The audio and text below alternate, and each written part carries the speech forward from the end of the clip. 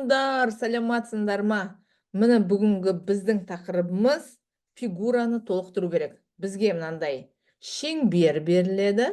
Осы шеңберлерді толық шеңбер болу үшін мына тесіктерді бітеп, қайсысы осы тесіктердің дәл үстіне келеді, соны табуымыз керек. Өте қызық және пайдалы тапсырма. Ал кеттік, оны қалай жасаймыз? Бірінші, мынаның бос жерлерін былай бояп көрейік. Толық шеңбер болу үшін біздің мына бос жерлері боялу қажет. Мына шеңбер. Мына жерді де шеңбер қылу үшін, мына толық шеңбер қылу үшін мыналарды бояп жатырмын. Қазір дәл осы сияқты сарымен бояп жатырмын, басқа түспен.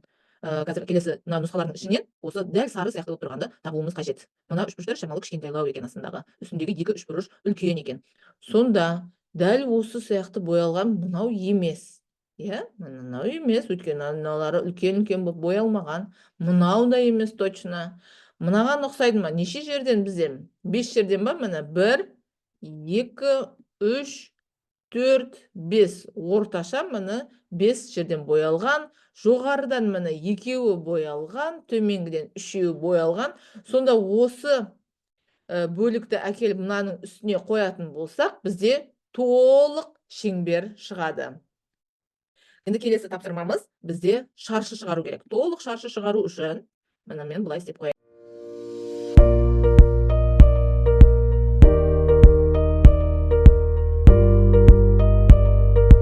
Біздің мынау точно ондай болып тұрған жоқ, мынау біздің керек емес.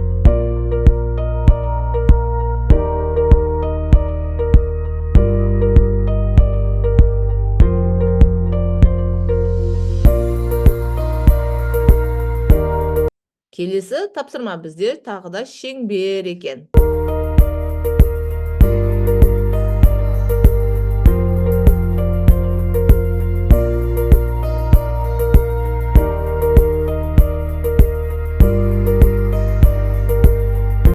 Ол бізде әрине міне В варианты екен, дәл осыған ұқсайды.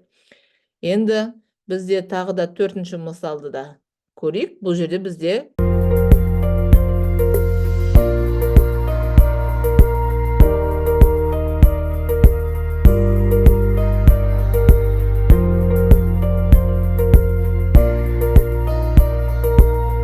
дәл өзі, сонда бізде бірден таптық Б варианты екен. Неге мынау емес? Өткен мұнаныкі ішіне қарай кіріп кеткен кішкентай. Неге мынау емес? Бұныкі не болды? Мынаусындай ұзын болу керек, мынаусы қысқа болу керек. Бізде мынау сияқты мынаусы қысқа, мынаусы ұзын болып келу керек. Сондықтан Г да емес, біздің жауабымыз сонда Б болады.